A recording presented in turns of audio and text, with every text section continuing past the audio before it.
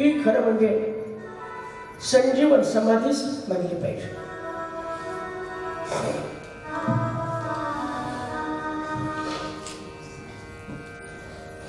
मरणाच्या आधी सावधान नसतो माणूस. हे राहिलं ते राहिलं ते राहिलं, पण आता फक्त एकच राहिलं की मुखात शेवटच्या वेळेला नाम आलं पाहिजे. अंतकालेच मामेव स्मरण मुक्ता कलेवरम.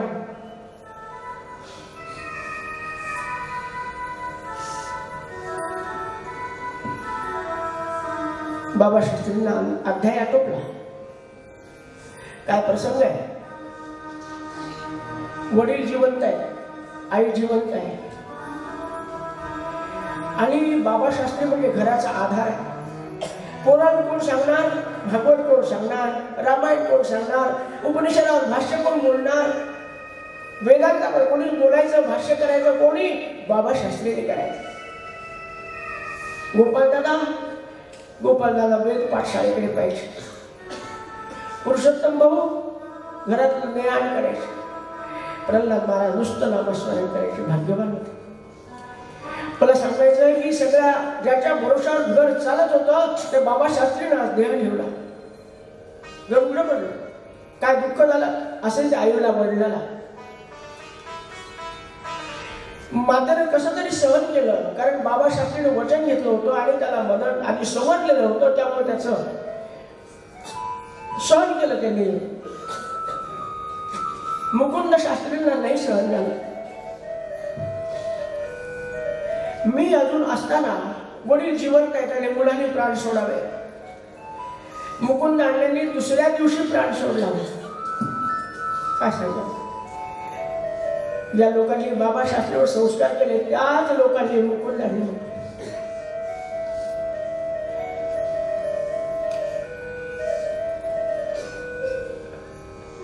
काय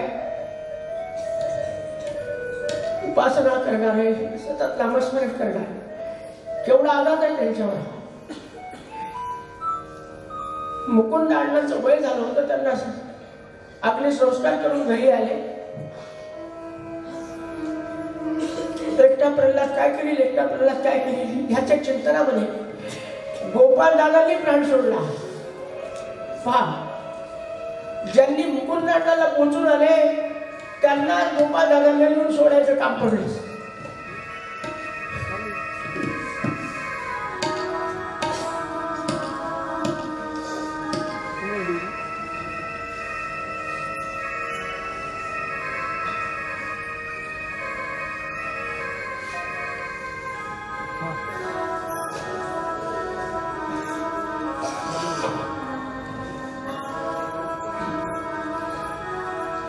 अजून काळ थांबलेला नाही. एक दिवस मध्ये गेला आणि महाराजांची लहानी भावजा आहे, पुरुषोत्तम भाऊची मंडळी यमुनाकडे, यांचं प्राणोत्क्रमण झालं. सांगा, आपल्यापेक्षा वडील मंडळी गेली, आपली लहानी भावजा गेली. आईवर केवढा दुःखाचा डोंगर आहे. अरे कोणाच्या माटीवर डोकं ठेवून आपले अश्रू मोकळे करायचे, एवढी सुद्धा जागा आपल्या प्रल्हाद महाराज नाही.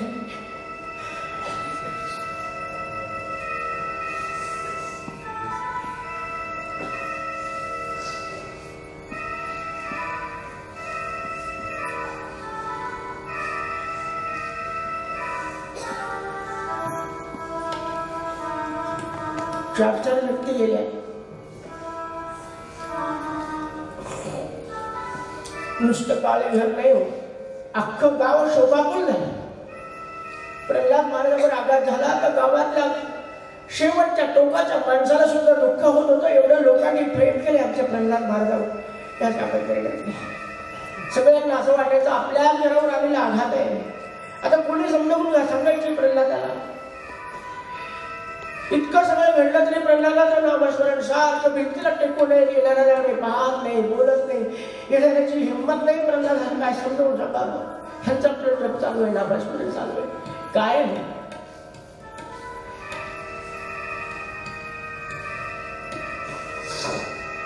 तुमच्या आमच्या अवस्थेचं वर्णन समर्थाने केलं. आपुल्या मनासारखे न घडे तेणे गुणे निष्ठा पुढे. आमचं कसं आहे, एखाद्या आपल्या इच्छेविरुद्ध घरात काही प्रसंग घडला आपण म्हणतो किती जप करा, किती उपासना करा, खेळायला जा, गोंधळायला जा, सच्चरियाला काय. प्रल्हाद महाराजांनी दैवाला सुद्धा दोष दिला नाही. मनाची जडणघडण कशी केली होती.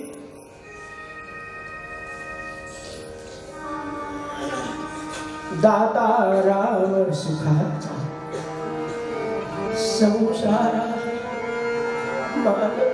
प्रभू सेवा. मनाची झडणच अशी आहे. राम केवळ त्यामध्ये सुखस्य दुःखस्य नको दाता बरो ददाती इति कुबुद्धी रेषा अहम करोमी इति वृथाभिमानः. अशांत बसलेला आहे. हा सगळा प्रसंग रामानंद महाराजांच्या कानावर गेला. सद्गुरू रामानंद महाराज भेटीला आले. अख्खं गाव जमा झाला प्रल्हाद महाराजांच्या घरासमोर. काय सुखसंवाद होतोय. रामानंद महाराजाला बोलायचंच काम पडलं नाही. प्रल्हाद महाराजांना जप करताना पाहिलं. वा प्रल्हादा जिंकला रे तू. माझ्या रामाचा स्वभाव आहे कृपाळूपणे अल्प धारिष्ट आहे. पण हे अल्प नाहीये, मोठं धारिष्ट पाहायला गेलं तरी तू नाम जप करताना पाहिलं. मला मी मिळवलं काय, मिळवायचं नाही. आणि शेवटी काय माहिती का, माडगूळकरांनी सांगितलं सोप्या शब्दात, दोन ओढक्यांची होते सागरात एक लाट तोडी दोघा.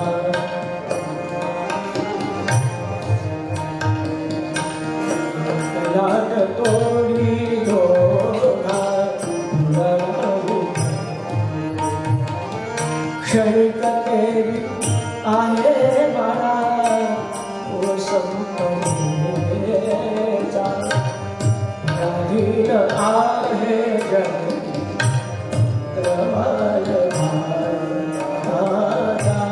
दोषणा पुन्हा.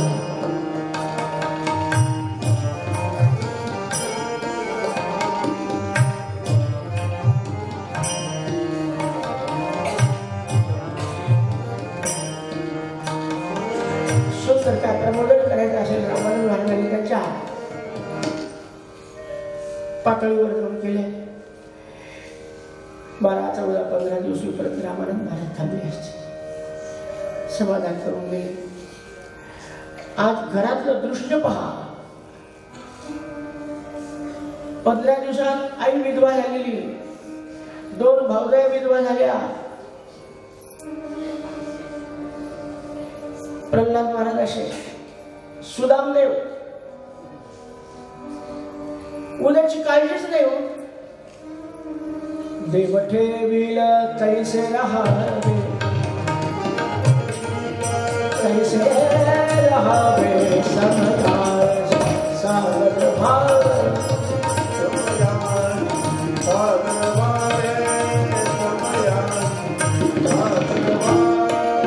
कोण दिवशी बसून हातीवर, कोण दिवशी पालकी सुभेदार, कोण दिवशी पायीचा चाकर हो, पायीचा चाकर चालत आले समदार.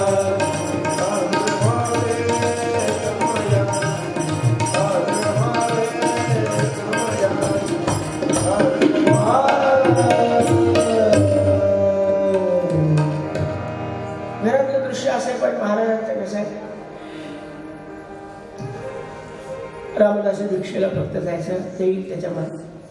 आणि स्वभाव असा होता, सुख असो की दुःख असो, कालची घटना कालच विसरायची. मनुष्य समाधानाने केव्हा राहू शकतो, कालचं काय घडलं ते काल विसरून जायचं. काल हा मला काय बोलला हे जर उद्यापर्यंत लक्षात राहिलं तुम्ही आयुष्यभर त्याच्याशी वैरच करेल. कालचं काल सुटलं पाहिजे. आजचा दिवस नवा, आजचे संकेत नव्हे. भिक्षा आहे ते रामाला फुगवायचं. आणि मला सांगायचं हे, अशा अवस्थेत सुद्धा गावामध्ये कोणाकडे पाहुणे आले ना तर महाराज म्हणायचे, अरे वा आलात का, या रामाच्या प्रसादाला उद्या या. काय परिस्थिती आहे. घरात काही गव्हाचं कोठार होतं का साखरेची पोते होते का धान्याच्या कोठ्या भरलेल्या होत्या. रोज भिक्षे जेवढे येईल तेवढाच उपयोग करायचा. संध्याकाळी रघुपती राघवराव राम या बात आहे. अरे तो असा संन्यस्त वृत्तीने राहतो ना, त्याचीच सुवर्ण तुला, त्याचीच रत्न तुला आणि त्याचीच काही रौप्य तुला होते महाराज. काय सांगावं तुम्हाला, एक एक प्रसंग पुढे घ्यायचे. जेव्हा पहिल्यांदा आमच्या विनायकराव महाराजांच्या बरोबर प्रवासात होते सेवेला, महाराजांनी ठेवून घेतलं. मॅट्रिक मध्ये नापास झाले त्यांना माहिती आहे, तिकडे जे नापास झाले त्यांना इकडे मी पास करणार. परीक्षा दिली की नाही मला माहिती नाही, त्यांच्या लक्षात नसेल. महाराज म्हणजे चला बरोबर नांदेडला जायचं होतं यज्ञेश्वर शास्त्रीच्या घरी कस्तुरींकडे. ते आपले आले नांदेडला, उतरले, गाडीतून उतरलं, पेटी गिटी वळकटी घेऊन खाली ठेवली. इकडे तिकडे बाहेर लागले. टोपडं होतं, मुंजीत घातलेली होती की काय नाही, सगळी उडून बसती झालेली टोपी ती डोक्यावर. इकडे तिकडे पाहतात प्रल्हाद महाराज म्हणाले, काय पाहतो रे? काय पाहतात? काही दिवस विनायकच म्हणले नाही, पण जेव्हा आमच्यासारखे सगळे बाजार मुलगे जमा झाले ना, मग आम्ही विनायक म्हणू नाही म्हणून त्यांना विनायकराव म्हणायचे महाराज. ते नंतर विचारा त्यांना, माझ्यासमोर नको. हे आपले इकडे तिकडे पाहायला लागले. हमालाला हे म्हणाले, हमाल काय नाही. न बोलता महाराजांनी पेटी उचलली की डोक्यावर वळकटी घेतली की बघले चालायला, अरे महाराज मी घेतो. आणि मग त्यांना सांगितलं, अरे आपलं तुला वाटत असेल रामापुढे इतक्याले पैसे येतात, पण हे पैसे आपल्यासाठी कोणी देत नाही बरं, हे रामासाठी असतात. रामानंद महाराजाचा संस्थान आहे ना, तिच्यासाठी असतं. मला काय सांगायचं, अशा संन्यस्त वृत्तीने जो जगला, अहो काय सांगावं तुम्हाला. सकाळी काकाडचं भजन सुरू असायचं आणि सूर्य उगवायचा आहे, पण मोठे मोठे जर कंदील असले तर महाराज भजनातून जायचे. हा कंदील बारीक कर, तो कंदील बारीक कर, तो कंदील बारीक कर. काय इतकी बारकाई. अरे संस्थान कसं चालवायचं, प्रल्हाद महाराजांचं चरित्रच वाचा तुम्ही. प्रपंच कसा करावं बरोबर सांगतील महाराज तुम्हाला. क्षुल्लक गोष्टी आहेत, पण त्यांना कधीही पैसा उधळलेला आवडत नव्हता. व्यवस्थित टापटीप असावं, कंदील नसावे, दिवे जाऊ नये असं नाही, पण काम होतं तेवढंच. मला काय सांगायचं की अशा अवस्थेत त्यांचे दिवस चालले. 1 वर्ष पूर्ण होत आहे. वर्षश्राद्धाचे दिवस. रामानंद महाराज आवर्जून आहे. काय असेल, वडिलाचं करायचं, मोठ्या भावाचं करायचं, लहान्या भावाचं करायचं, भावजाईचं.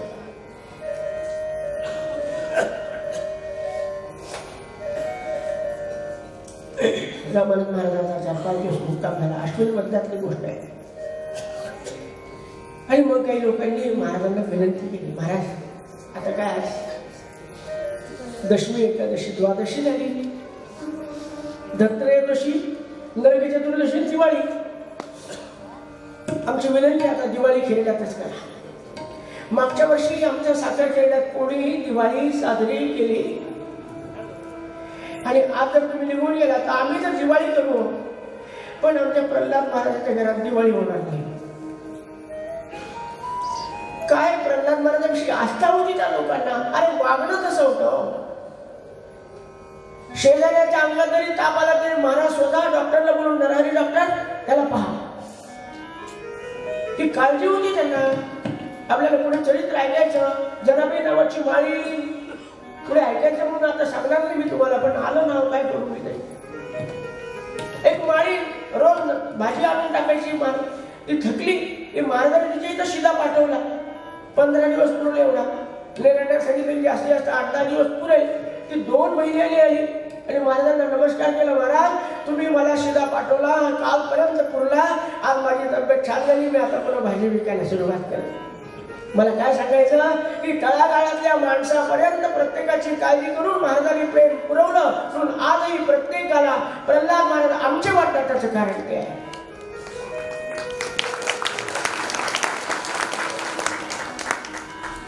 असं सगळ्यांना वाटलं. महाराजांना ठेवून घेतलं आणि मग महाराज राहिलेले तर कोणी दुपारी, कोणी संध्याकाळी, कोणी दूध प्यायला, कोणी फराळाला महाराजांना बोलवायचं. घरोघरी रामानंद महाराज चाललेले. आणि वैशिष्ट्य सांगतो आपल्याला, ज्याच्या घरी महाराज जायचे, रामानंद महाराज त्यांची पूजा व्हायची, ते जाऊ द्या सोडा सगळं, पण प्रत्येक जण कौतुक करायचं, महाराज काय प्रल्हादासारखं शिष्य मिळाला. तो काय सांगू प्रल्हादाचं. एवढा आघात झाला पण त्यांची उपासना सुटली नाही. 3:30 वाजता उठतात ते उठतात, 5:30 पर्यंत मानस पूजा करतात, सूर्योदयाचा स्नान करून संध्या करून काकड आरती करतात, पंचपदीचं भजन करतात, भिक्षेला जातात, गावातल्या 10-5 लोकांना रोज जेवायला बोलावतात.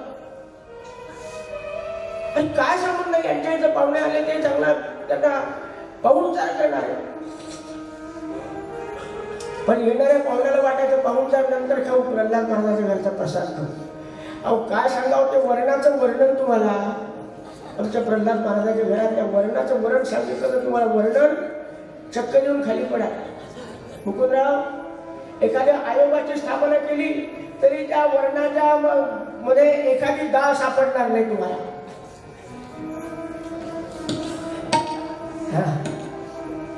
पण लोक यायचे का प्रसाद आहे, एक दिवसाचा प्रसाद खाऊ तर या प्रसादाने आम्हाला जीवनभर तृप्ती मिळेल.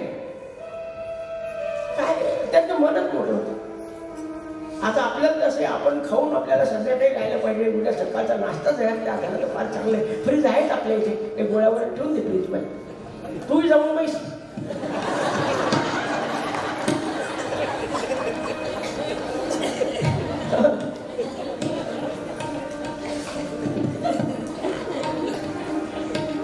आपलं म्हणजे काय, दिन घेते भजना विण सारे, दिन भजना विण सारे, दिन घेते भजना विण सारे.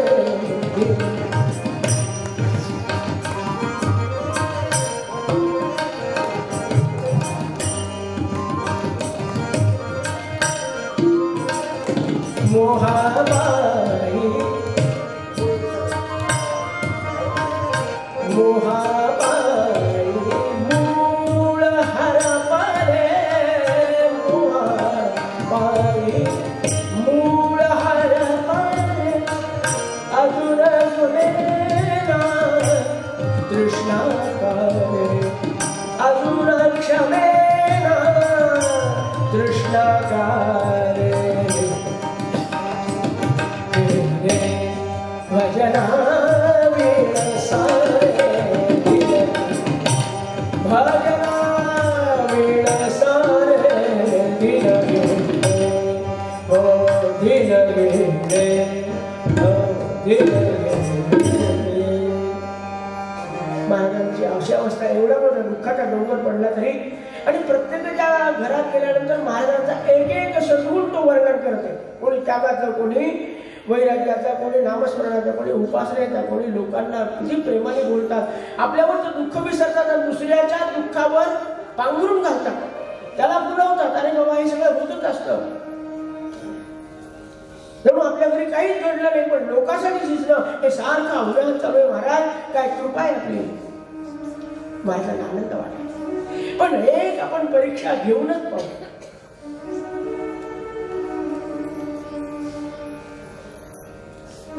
8 दिवस महाराजांचा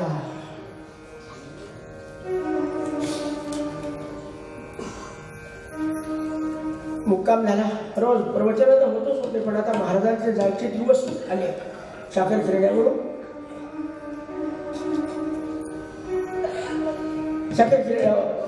बरोबर आहे माझं, साखर खेड्यावरून जालन्याला जायचे दिवस. आज अंतिम प्रवचन आहे महाराजांचं, समारोपाचं प्रवचन.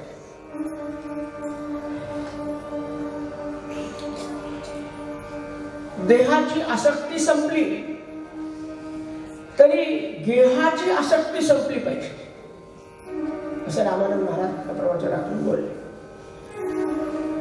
जप जाप्य होम हवने, जप जाप्य होम हवने, जगती करती किती तरी लोक.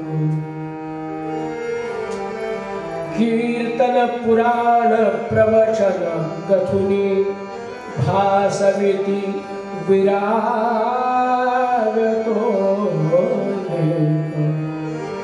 अक्षर समजला ना आपल्याला. कीर्तन करतात, पुराण करतात, भागवत सांगतात, रामायण करतात, लोकांना वैराग्याचं सुंदर विवेचन करतात. पण देहा गेहावरती असते आंतरिकते प्रेम. रामानंद महाराज म्हणाले भक्त नव्हे तो सत्याची विषयांची तो मनी सुप्त काय. त्याच्या मनात कुठेतरी कामवासना अतृप्त राहिलेली आहे म्हणून त्याच्या जपाला जप्याला होमाला हवनाला तेवढी किंमत नसते. मग सकल जना सांभाळी त्या रामावरी असे खरे प्रेम. तोची खरा अधिकारी वाटल्या क्षुद्र पाय त्या हे. याचं फक्त रामावर प्रेम आहे. घर नाही, दान नाही, सोनं नाही, नाणं नाही, पैसा नाही, अंका नाही, कशावरच प्रेम नाही. प्रेम फक्त रामावर आहे. तो खरा भक्त. प्रवचन ऐकलं, ऐकायला किती लोक होते असेच असते.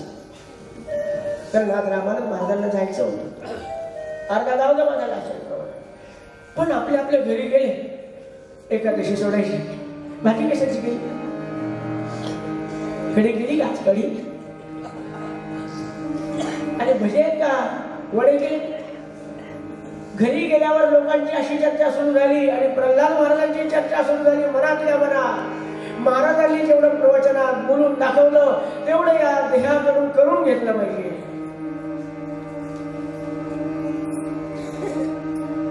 काय राम जन्म माझा काय राम जन्म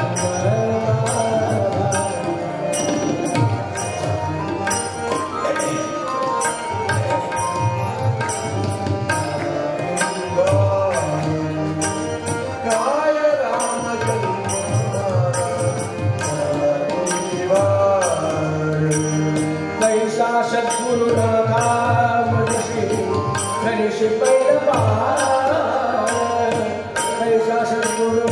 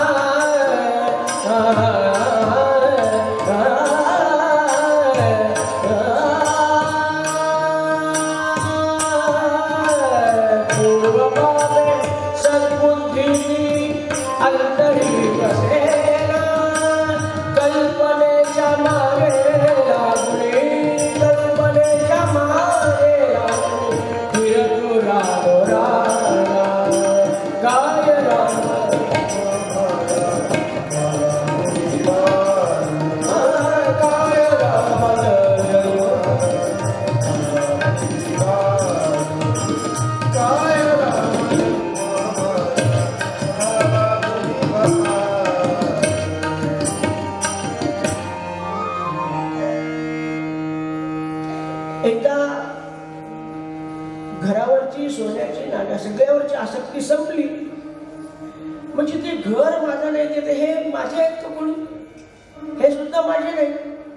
मग हा देह तरी माझा आहे का? हा देहही माझा नाही. पण त्यांनी काय होतं, तुकाराम महाराजांनी बोलून दाखवल्यासारखं होतं.